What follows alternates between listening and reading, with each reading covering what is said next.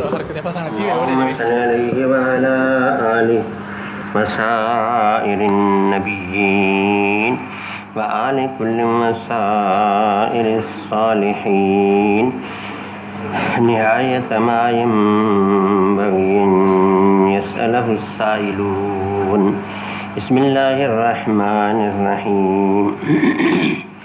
وبالسند المتصل منا إلى الإمام الحافظ الحجة أمير المؤمنين في الحديث أبي عبد الله محمد بن إسماعيل بن إبراهيم بن مغيرة بن بردزبة بن بززبة الجوفي البخاري رحمه الله ونفعنا بعلومه آمين.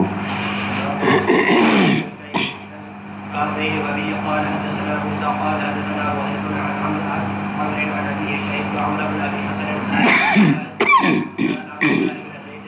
النبي صلى الله عليه وسلم ودعا بثور من ماء فتوضأ له وضوء النبي صلى الله عليه وسلم فقع على يديه من الثور فغسل يديه ثلاثة ثم أدخل يده في الثور فنظر ثلاثة وقال ثم أدخل يده فغسل وجهه ثلاثة ثم أدخل يده فغسل يديه مرتين رجلين مرفقين ثم أدخل يده فغسل رأسه وأقبل فيما وأدبر مضت الرواية ثم غسل رجليه إلى الكعبين.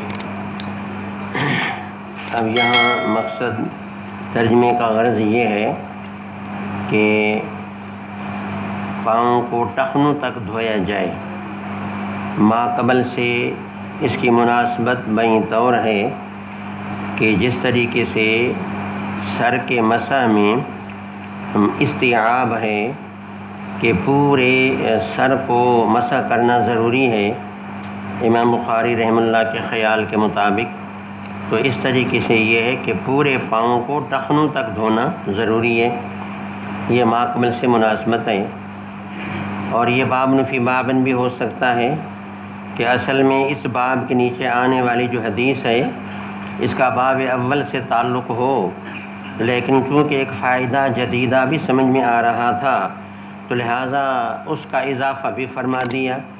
ویسے یہ باب اس قسم کے باب امام صاحب دو جگہوں میں رکھ کر کے آئیں، لیکن وہاں الی الکعبین کا قید نہیں، اور یہاں اس روایت سے کعبین کی بات سمجھ میں آ رہی ہے. تو یہ فائدہ جدیدہ ہے کہ جس کی جانب یہ باب رکھ کر کے اشارہ فرمایا. روایت عمر بیان کرتے ہیں اپنے ابا سے، قال شہدت عمر بن ابی حسن، عمر بن یحییٰ. عمر بیان اپنے ابا سے کرتے ہیں تو عمر کا ابا یحییٰ ہے، اور وہ کہتے ہیں شہدت عمر بن ابی حسن کہ میں نے عمر عن ابی ہے، یعنی یحییٰ کہتے ہیں کہ میں نے مشاہدہ عمر بن ابی حسن کا کیا.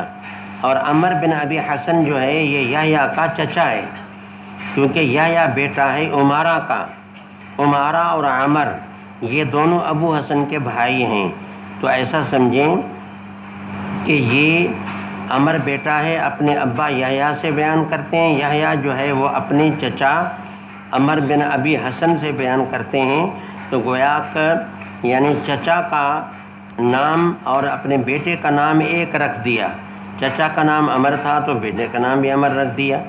سالہ عمر بن ابی حسن نے پوچھا عبداللہ بن زید سے عن وضوء النبی صلی اللہ علیہ وسلم فدعا بطور من ماء.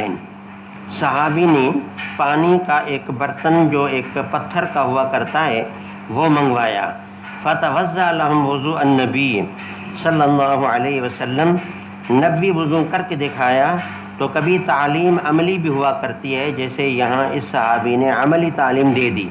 فأکفأ علی یدیہ من الطور، پھر ہاتھوں پر طور سے پانی کو یوں پلٹ دیا، یعنی برتن کو تھوڑا یوں مائل کر دیا تاکہ ہاتھ میں پانی آ جائے.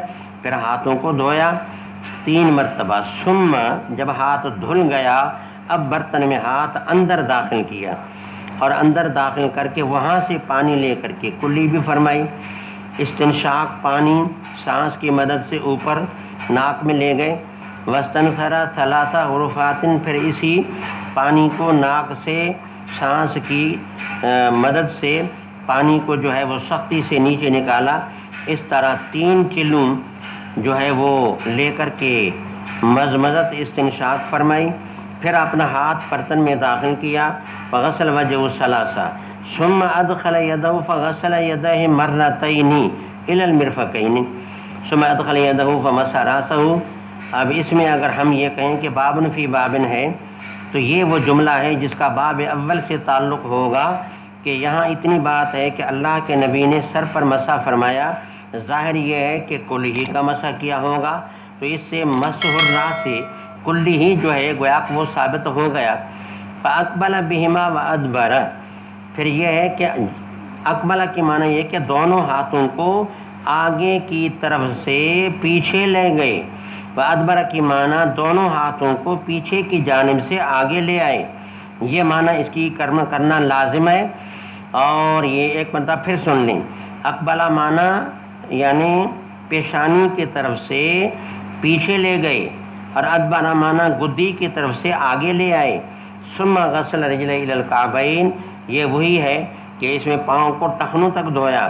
یہ ٹکڑا جو ہے نا وہ اس حدیث سے سمجھ میں آ رہا تھا، تو اس کو آپ مستقل باب کہیں یا بابن فی بابن کہہ کر کے فائدہ جدیدہ قرار دیں، تو بہرحال اس ٹکڑے کا باب سے تعلق ہے. آگے ایک بات اور آپ سمجھ لیں، وہ یہ ہے رجال اور نساء، مرد اور عورتیں ایک حوض پر بیٹھ کر کے مل کے وضو کریں تو اس طرح کرنا بالکل جائز، بالاجماع جائز ہے، جس میں کسی کا کوئی اختلاف نہیں. نمبر ایک، اس طرح اگر عورت مرد کے بقیہ سے کہ وہ وضو کر کے جائے، باقی جو پیچھے پانی برتن میں رہ جائے، اور اسی باقی فی الاناء جو پانی ہے اس سے اگر عورت پاکی کرے، وضو غسل کرے، تو یہ بھی بالاجماع صحیح درست ہے. کیونکہ مرد پاکی، صفائی، طہارت، نظافت کا خیال نسبتاً عورت سے زیادہ ہی کرتا ہے. لہٰذا عورت کے لیے مظنہ اس بات کا نہیں، کوئی اندیشہ نہیں کہ مرد نے پاکی کس طرح کی ہوگی اور بے پرواہی کی ہوگی یا بے احتیاطی کی ہوگی، اور یہ کہ پتہ نہیں کوئی پانی میں کوئی چیز ڈال دی ہو یا اس طرح بے پرواہی سے کیا ہو، تو اس قسم کا اندیشہ عورت کو عموماً نہیں ہوتا. الا ماشاء اللہ کوئی ایسی مقدس عورت ماشاء اللہ انتہائی محتاط ہو تو الگ بات ہے.